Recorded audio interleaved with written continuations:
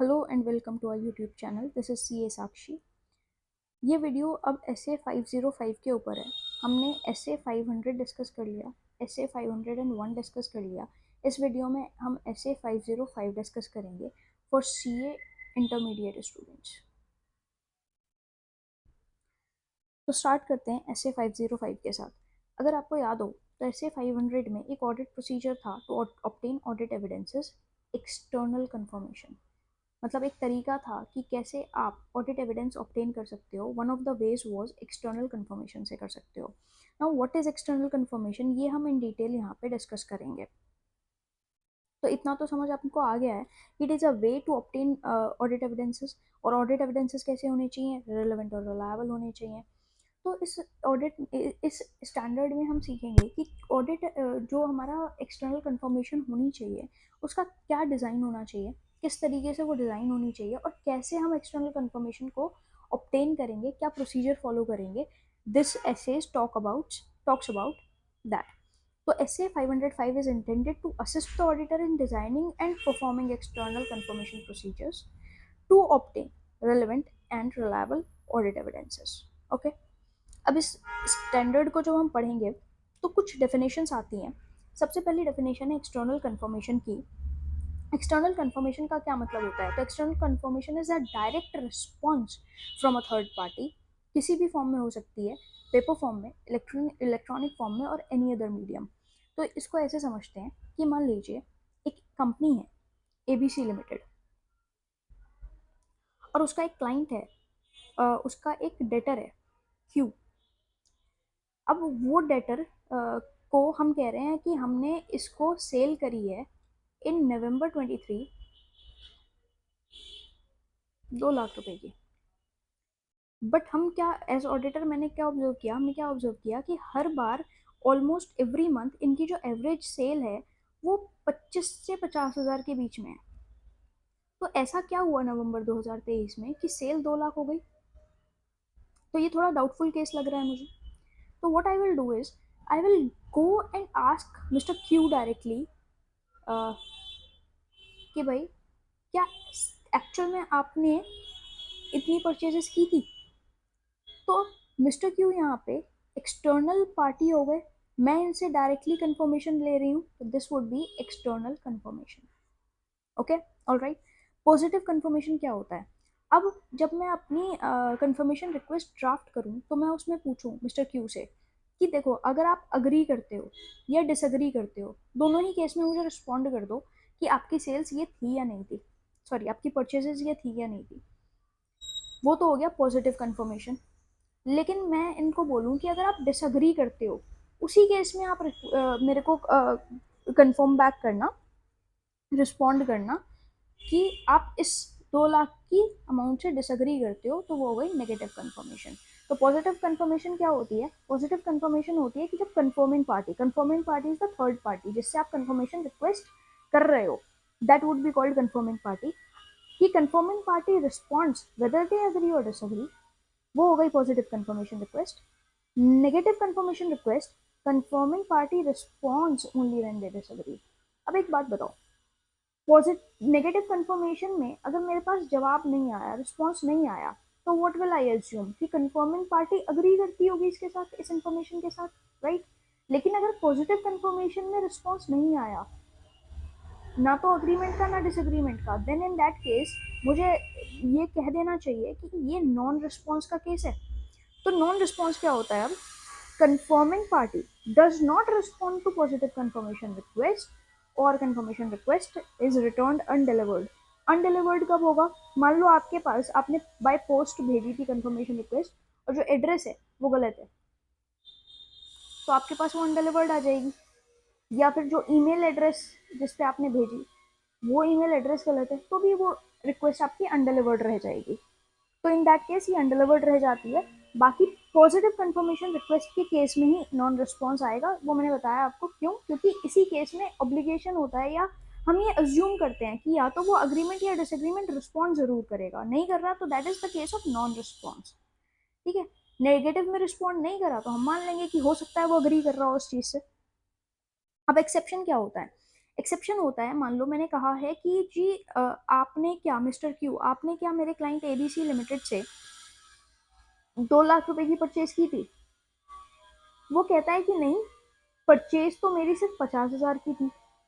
तो ये क्या हो गया कि जो भी इंफॉर्मेशन मैंने उससे रिक्वेस्ट करी थी कि ये कंफर्म कर दो,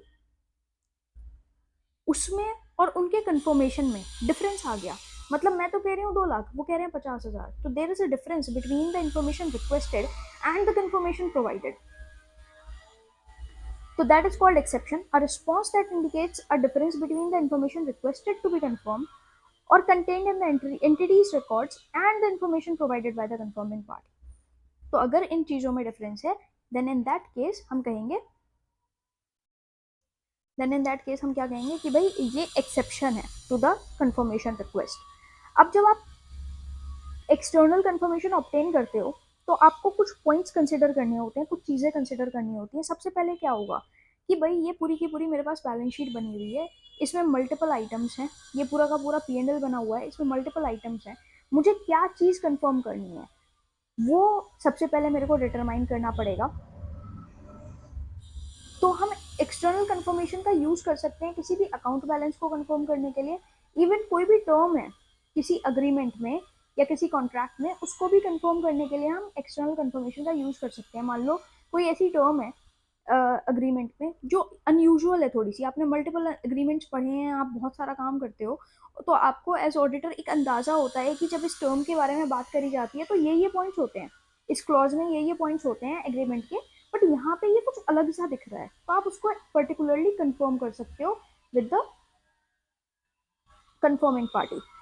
ठीक है, फिर आपके लिए बहुत इंपॉर्टेंट हो जाता है कि आप एक अप्रोप्रिएट कंफर्मिंग पार्टी सेलेक्ट करो। ऐसे बंदे से पूछो जिसके पास एक्चुअल में उस चीज़ को लेके नॉलेज हो। ठीक है, जैसे आप अगर सेल्स के बारे में पूछ रहे हो कि मेरी कंपनी ने 2 लाख की सेल्स की है क्या आपको, यानी कि उस कंपनी का परचेज डिपार्टमेंट, तो आप उस कंपनी के परचेज डिपार्टमेंट के पास जाओ डायरेक्टली और उनसे कंफर्म करो ये चीज़। जैसे मान लो ये सेल्स आप कह रहे हो क्रेडिट बेसिस पे हुई है, तो इसका मतलब है अभी तक ना इसकी पेमेंट नहीं हुई होगी, तो इसके बारे में इंफॉर्मेशन सिर्फ और सिर्फ परचेज डिपार्टमेंट के पास होगी, अकाउंट्स पेबल डिपार्टमेंट के पास नहीं होगी, क्योंकि उन्होंने तो कोई ऐसी पेमेंट अभी तक की ही नहीं है। ठीक है, तो इसमें अप्रोप्रिएट पार्टी कौन सी होगी, परचेज डिपार्टमेंट होगी। तो आप ऐसे पर्सन के पास जाओ जिसके पास नॉलेज हो अबाउट द इंफॉर्मेशन। फिर आप इसमें नेक्स्ट स्टेप आता है कि आप डिज़ाइन कैसे करोगे कंफर्मेशन रिक्वेस्ट को।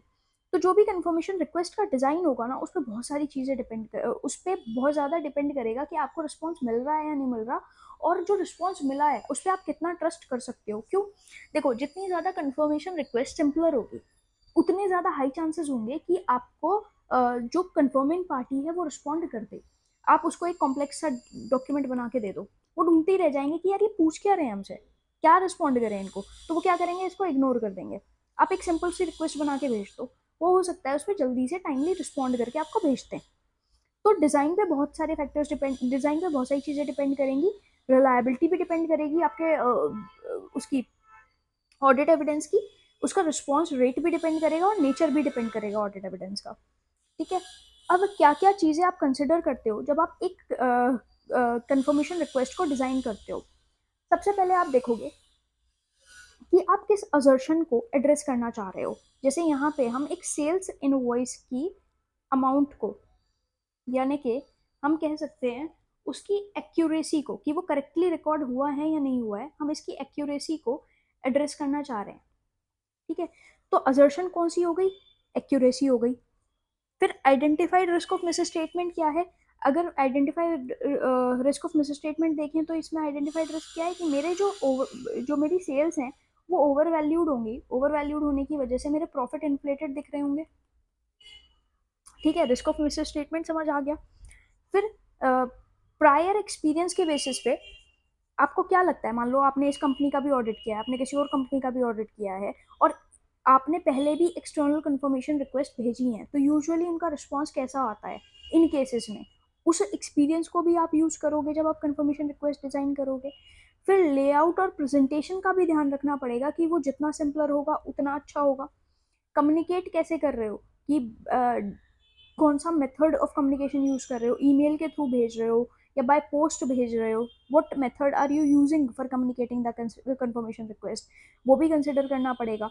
अब हो सकता है मैनेजमेंट का और जो मिस्टर क्यू है यानी कि जो कंफर्मिंग पार्टी है, उनके रिलेशनशिप बहुत अच्छे हों और ये कह दे कि भाई तुम लोगों के चक्कर में I will not spoil my relationship with my client with ABC limited.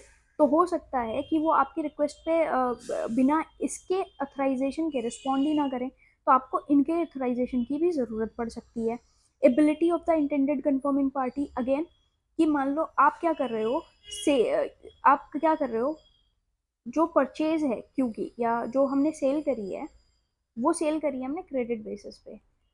अब वहाँ पे परचेज डिपार्टमेंट है और अकाउंट्स पेबल डिपार्टमेंट है।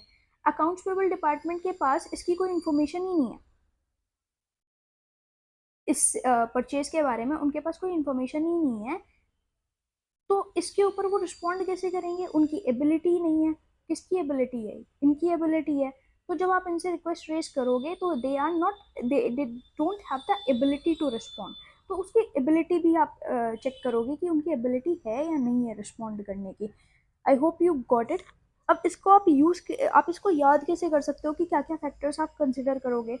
तो एमएलएम में कम्युनिकेशन, एक्सपीरियंस और एबिलिटी असर्ट नहीं करता। असर्ट करने का मतलब होता है कि उसके बारे में फोर्स नहीं करता या उसके कंप्लायंस की बात नहीं करता। ठीक है, तो एमएलएम इज मैनेजमेंट का authorisation, layout and presentation of confirmation request and risk of material misstatement. Communication is method of communication and experience is prior experience. Ability is ability of intended confirming party और assert मतलब assertion being addressed. Okay, तो आप इस तरीके से इसको याद कर सकते हो कि एमएलएम जो है कम्युनिकेशन, एक्सपीरियंस और एबिलिटी असर्ट नहीं करता। MLM communication, experience, ability assert नहीं करता। एमएलएम में हो गया सबसे पहले आपका मैनेजमेंट का authorisation, layout and presentation, material miss statement, method of communication, prior experience, ability of the intended party and assertion being addressed. ठीक है, अब आपने क्या करा, डिज़ाइन कर लिया, क्या क्या फैक्टर्स आपको डिज़ाइन करते हुए ध्यान में रखने थे वो आपने ध्यान में रख लिए। अब आप क्या करोगे, पॉजिटिव कंफर्मेशन रिक्वेस्ट ड्रॉ करोगे, क्योंकि नेगेटिव जो है वो लेस रिलायबल होती है and positive is more reliable. तो आप क्या करोगे, एक पॉजिटिव कंफर्मेशन रिक्वेस्ट ड्रॉ करोगे। और इसमें भी क्या हो सकता है कि जैसे मान लो आपने क्या किया, आपने यहाँ पे 2 लाख लिख के भेज दिया कि प्लीज़ कंफर्म कि आपने हमारी कंपनी से, ये जो क्लाइंट है, सॉरी नॉट हमारी कंपनी, जो ऑडिटी है उससे आपने 2 लाख रुपए की परचेजेस करी थी। तो हो सकता है वो भाई थोड़ा सा आलस कर जाए और ना चेक करें इसको और वो कह दे यस, बट एक्चुअल में ये नंबर डिफरेंट हो। तो इस केस में क्या कर सकते हैं हम, जो पॉजिटिव कंफर्मेशन रिक्वेस्ट ड्रॉ करें तो उस केस में हम इस अमाउंट वाले इस कॉलम को ना ब्लैंक छोड़ सकते हैं, ताकि वो जाके चेक करें और इसको फिल करें कि ये कितना था। ठीक है, तो it will increase the reliability more of positive confirmation request. Determination की, फिर आप क्या करोगे, डिटरमाइन करोगे कि जो रिक्वेस्ट है वो प्रॉपरली एड्रेस्ड है, कि जो मतलब जिसको भी आप ये रिक्वेस्ट भेज रहे हो that is the right person और आपके पास करेक्ट एड्रेस है। वो आप वैलिडिटी जो है एड्रेसेस की चेक कर सकते हो, सबके लिए भी कर सकते हो या सम फॉर सम एक्सटर्नल कंफर्मेशन भी कर सकते हो। Before sending out the request आप उनको एक ड्राफ्ट भेज के या उनसे कंफर्म कर सकते हो, hi is this the same person या सेम क्लाइंट, इस तरीके से आप उनसे कंफर्मेशन ले सकते हो अबाउट देयर, या वैलिडिटी चेक कर सकते हो उनके एड्रेसेस की। फिर लास्ट स्टेप इसमें क्या होगा, आपने क्या करा, क्या क्या चीज़ें कंसिडर करी एक्सटर्नल कंफर्मेशन के लिए। सबसे पहले आपने देखा कि इन्फॉर्मेशन क्या सीख करनी है, फिर आपने अप्रोप्रिएट कंफर्मिंग पार्टी सेलेक्ट करी, फिर आपने डिज़ाइन करा कंफर्मेशन रिक्वेस्ट को। अब आपने डिज़ाइन करके कंफर्मेशन रिक्वेस्ट भेज दी, अब उस पर रिस्पॉन्स नहीं आ रहा, तो अब आप क्या करोगे, फॉलो अप करोगे। ठीक है, ये हो गया आपकी एक्सटर्नल कंफर्मेशन रिक्वेस्ट। उसके बाद मान लो कि मैनेजमेंट कहता है कि don't send a confirmation request to our clients, तो उसमें आप क्या करोगे, सबसे पहले आप उनसे पूछोगे कि भाई क्या रीजंस है, आप क्यों मना कर रहे हो। तो inquire as to management's reasons of refusal. उसके बाद आप उनसे वैलिडिटी और रीजनेबलनेस के लिए आप ऑडिट एविडेंसेस इकट्ठा करोगे कि why are they denying us the communication with confirming party या थर्ड पार्टी के साथ हमारा कम्युनिकेशन क्यों डिनाई कर रहे हैं, तो उसकी वैलिडिटी और जो भी रीजंस देंगे वो उसकी वैलिडिटी को और रीजनेबलनेस को सपोर्ट करोगे विद नेसेसरी ऑडिट एविडेंसेस। और अगर आपको सही में आपको लगता है कि वो ठीक है तो देन इट्स फाइन। फिर लेकिन अगर आपको ऐसा लगता है कि the reasons that they are giving are not fine, तो फिर आप क्या करोगे, इस चीज को कम्युनिकेट करोगे in accordance with S A 260 to the TCWG। और अगर आपको लगेगा कि आपको अपना ऑडिट ओपिनियन मॉडिफाई करने की ज़रूरत है तो आप वो भी करोगे। अब जो कॉमन रीज़न है ये लोग देते हैं वो ये दे सकते हैं कि लीगल डिस्प्यूट चल रहा है हमारा उनके साथ and it is about to conclude. अगर आप जाके अभी उनसे बीच में एक्सटर्नल कंफर्मेशन सीख करोगे तो वो हो सकता है थोड़ा इरिटेट हो जाए या कुछ हो जाए। तो this might be this is the common reason that is given. Okay, फिर इंक्वायरी करोगे। इंक्वायरी करने के बाद क्या करोगे, आप उनके जो भी उन्होंने हमें इंक्वायर करने से मना करा है अब उसके इम्पैक्ट को इवेलुएट करोगे कि क्या इम्प्लीकेशन है मैनेजमेंट के रिफ्यूजल का। ठीक है, उसके बेसिस पे आपको हो सकता है जो अपना risk of material miss statement है वो भी रिवाइज करना पड़ जाए, अपने ऑडिट प्रोसीजर्स जो भी आप परफॉर्म करने वाले थे प्लान्ड ऑडिट प्रोसीजर्स वो मॉडिफाई करने पड़े। ठीक है, उसके बाद क्या करोगे आप, अब सेम चीज को वेरीफाई करने के लिए आप ऑल्टरनेट ऑडिट प्रोसीजर्स परफॉर्म करोगे, जिसके लिए जिस असर्शन के लिए आप एक्सटर्नल कंफर्मेशन कर रहे थे उस असर्शन के लिए आप अब ऑल्टरनेटिव ऑडिट प्रोसीजर्स परफॉर्म करोगे। जैसे हो सकता है कि अकाउंट्स रिसीवेबल के बैलेंसेस के लिए आप करने वाले थे, तो अब आप क्या करोगे, जो भी सब्सिक्वेंट कैश रिसीट्स हैं उनको एग्जामिन करोगे कि क्या वो आपके जो बैलेंसेस हैं उनके साथ मैच करती है या नहीं करती हैं। शिपिंग डॉक्यूमेंटेशंस देख लोगे कि जो शिपिंग डॉक्यूमेंटेशंस है उसके साथ अमाउंट्स को मैच कर लोगे। फिर अकाउंट्स पेबल में क्या करोगे, अगेन सब्सिक्वेंट कैश डिस्बर्समेंट्स चेक करोगे कि कैश पेमेंट्स कितनी हुई हैं। या फिर जो है GRN देख लोगे, गुड्स रिसीव्ड नोट्स देख लोगे कि हमारे पास एक्चुअल में कितनी फिजिकली यूनिट्स रिसीव हुई हैं और उनकी अमाउंट क्या है, वो डिटेल्स आप GRN से देख लोगे। ठीक है, तो इसमें हम क्या कर रहे हो, आप इसमें तीन चीज़ें कर रहे हो बेसिकली। आपको अगर मैनेजमेंट मना कर दे रहा है एक्सटर्नल कंफर्मेशन के लिए तो सबसे पहले आप उनसे पूछ रहे हो रीजंस, उनके रीजंस की वैलिडिटी इंश्योर कर रहे हो, रीजनेबलनेस इंश्योर कर रहे हो। दूसरा, उसका इम्पैक्ट देख रहे हो अपने ऑडिट प्रोसीजर्स पे और क्या इम्पैक्ट आ रहा है उसका आपके रिस्क ऑफ मटेरियल में से स्टेटमेंट पे, और उसको अकॉर्डिंगली आप रिवाइज कर दे रहे हो। फिर उस पर्टिकुलर ऑडिट असर्शन के लिए आप ऑल्टरनेट ऑडिट प्रोसीजर्स परफॉर्म कर रहे हो। और अगर आपको लगता है उसके बाद कि जो ऑडिटर है जो मैनेजमेंट है वो अननेसेसरीली आपको अनरीजनेबली मना कर रहा है, तो आप उस केस में क्या करते हो, TCWG के पास जाते हो और फिर अपना ऑडिट ओपिनियन मॉडिफाई भी कर सकते हो अगर आपको ऐसा लगता है that the matter is that relevant. ठीक है, फिर आते हैं नेगेटिव कन्फर्मेशंस पे। नेगेटिव कन्फर्मेशंस वी नो कि लेस पर्सुएसिव होती हैं, लेस रिलायबल होती हैं as compared to positive confirmation. तो इस केस में हम क्या करेंगे कि यहाँ पे हम क्या समझेंगे कि कब हम यूज करेंगे नेगेटिव कन्फर्मेशंस को। तो देखो, ऑलरेडी ये लेस रिलायबल होती हैं तो ये किस केस में यूज करी जानी चाहिए, जहाँ पे रिस्क ऑफ मिस स्टेटमेंट कम है और या फिर जो कंपनी के इंटरनल कंट्रोल्स हैं वो बहुत स्ट्रॉन्ग है, आपने उनको उनकी ऑपरेटिंग इफेक्टिवनेस के लिए sufficient appropriate audit evidences obtain कर लिए and you are happy with the results, you are happy with the internal controls और risk of material misstatement भी उस असर्शन के लिए कम है, तो वहां पे आप नेगेटिव कंफर्मेशन सीख कर सकते हो। और आपके पास कोई ऐसा वो नहीं है, एविडेंस नहीं है जिसके बेसिस पे आप रिलाई करो या जिसके बेसिस पे आप ये सोचो कि यार ये बंदा रिस्पॉन्ड नहीं कर रहा है, इसका मतलब कुछ गड़बड़ है। मान लो आपने पास्ट में भी उस थर्ड पार्टी को कंफर्मेशन रिक्वेस्ट भेजी है एंड अगर उन्होंने डिसएग्री किया है, नेगेटिव कंफर्मेशन रिक्वेस्ट भेजी है और अगर उन्होंने डिसएग्री किया है तो that then they have responded to you. कभी भी ऐसा नहीं हुआ है कि नेगेटिव होने के बाद भी उन्होंने रिस्पॉन्ड ना किया हो, then you have no reasons to believe कि वो अब रिस्पॉन्ड नहीं करेंगे। ठीक है, या डिसरिगार्ड कर देंगे आपकी इसको रिक्वेस्ट को। या फिर जिस पॉपुलेशन के लिए आप रिक्वेस्ट भेज रहे हो, नेगेटिव कंफर्मेशन रिक्वेस्ट भेज रहे हो, उसमें बहुत ही स्मॉल पॉपुलेशन है, स्मॉल अमाउंट्स हैं, होमोजीनियस बैलेंसेस हैं। ठीक है, तो उस केस में भी आप क्या कर सकते हो कि यार इसमें तो ऑलरेडी छोटे छोटे अमाउंट्स है, क्या ही फर्क पड़ेगा, मिस स्टेटमेंट अगर है भी तो मटीरियल नहीं है बेसिकली। तो इस केस में भी आप भेज सकते हो। और दूसरा है लो एक्सेप्शन रेट, मतलब कि आपको एक्सपेक्टेड है कि जो अमाउंट आप कंफर्म करना चाह रहे हो it's almost the same amount, you are sure of that, बस आप एक फॉर्मेलिटी के लिए कंफर्मेशन भेज रहे हो, एक्सेप्शन रेट इज लो। ठीक है, कि based on your past experience भी ये हो सकता है कि आपने जब भी कंफर्मेशन रिक्वेस्ट रेज करी है अबाउट दिस अकाउंट बैलेंस तो आपको हमेशा करेक्ट ही वो मिला है। मतलब ऑलमोस्ट सेम मिला है, तो वहाँ पे कोई गड़बड़ का एरिया है नहीं वो, it is the safer zone, exception rate low है। अब इवेलुएट करते हैं ऑडिट एविडेंसेस को, सॉरी इवेलुएट करते हैं एक्सटर्नल कंफर्मेशन के रिजल्ट्स को। देखो, अब आपने इन कंफर्मेशन रिक्वेस्ट भेज दी, अब आप उसको इवेलुएट करोगे और उसको कैटेगराइज करोगे, ताकि आप ये इवेलुएट कर सको कि जो ये ऑडिट एविडेंसेस आपको मिले हैं ये सफिशिएंट या अप्रोप्रिएट है भी या नहीं है। तो आपने कंफर्मेशन रिक्वेस्ट भेजी और आपको उसका रिस्पॉन्स भी आया और उसमें कोई गड़बड़ नहीं है, नो एक्सेप्शन, जैसा आपने बोला वैसा ही उन्होंने कंफर्म कर दिया। तो a response by appropriate confirming party indicating agreement with the information provided in the confirmation request or providing requested information without exception. Okay, आपने कंफर्मेशन भेजी और उस पर एक्सटर्नल कंफर्मेशन भेजी और उस पर रिस्पॉन्स ही नहीं आया, नॉन रिस्पॉन्स, रिस्पॉन्स तो आया लेकिन अनरिलायबल है, और रिस्पॉन्स इंडिकेटिंग एन एक्सेप्शन, उसमें कुछ एक्सेप्शन आई। तो इन सारे कैटेगरीज के बेसिस पे आप इवेलुएट करोगे अब कि हमारे जो ऑडिट एविडेंसेस हैं क्या वो सफिशिएंट और अप्रोप्रिएट हैं या नहीं है।